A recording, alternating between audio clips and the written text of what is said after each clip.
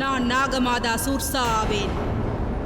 லங்கையின் சமுத்திர மார்க்கத்தை ரட்சித்து காக்க லங்கேசர் உத்தரவிட்டார். நாகமாதா சூர்சா, பணிகிறேன் ராஜமாதா. தம் பிரதாபம் பற்றி நன்கு அறிவேன்.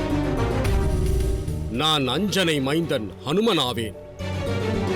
தற்சமயம் நான் எனது பிரபு ஸ்ரீராமருடைய உத்தரவை ஈடேற்றும் உத்தேசத்தில் லங்காபுரி செல்கிறேன். தாமதிக்காது அவ்விடம் செல்ல எனக்கு அனுமதி வழங்குங்கள். நீ என்னிடம் உரைக்கும் அன்பான வார்த்தைகளுக்கு செவியுற்று அனுமதி வழங்குவேன் என யூகித்தாயா? பிரமையில் ஆழ்ந்து விடாதே வானரனே. நீ உனது பலத்தை பிரயோகித்து முன்னேற முயற்சி செய்தால் உன்னை இக்கணமே நான் ஆகாரமாக்குவேன்.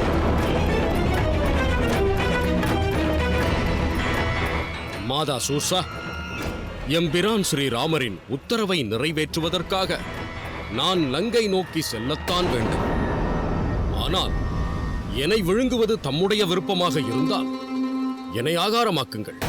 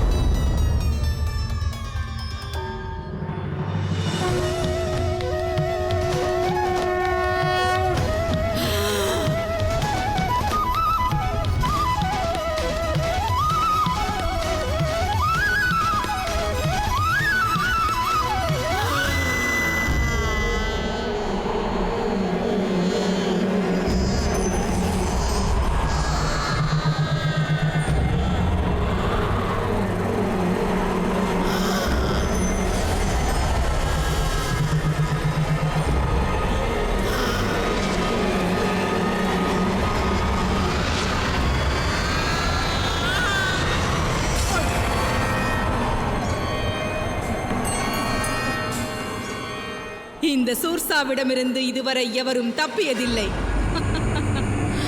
இனி எவரேனும் லங்கைக்குள் பிரவேசிக்க முயற்சி செய்தால் அக்கணமே அவர்களை என் உணவாக்கி காட்டுவேன். ஜெய் லங்கேசரே, ஜெய் லங்கேசரே.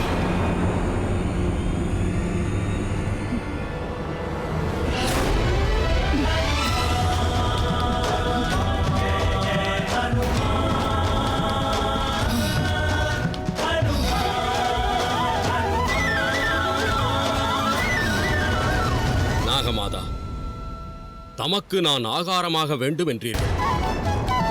என்னை தாம் விழுங்கவும் செய்தீர்கள். என்னை புசித்து தாம் பசியாறி இருப்பீர்கள்.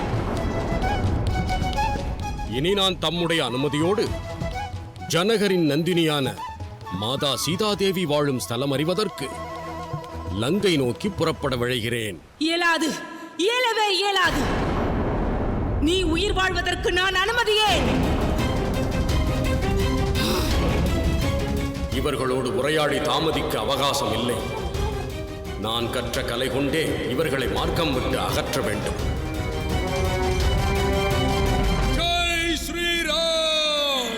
அரக்கி சூர்சா தடை விதித்தாளே, விஸ்வரூபம் கொண்டே தடை உடைப்பானே.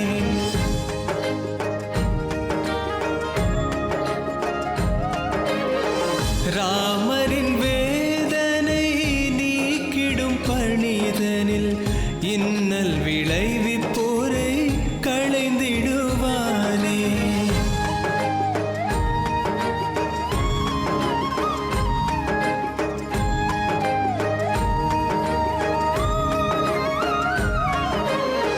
தம்முடைய வாழ்விடம் இவ்விடம் அல்ல, நாகலோகமே தமது வாழ்விடம்.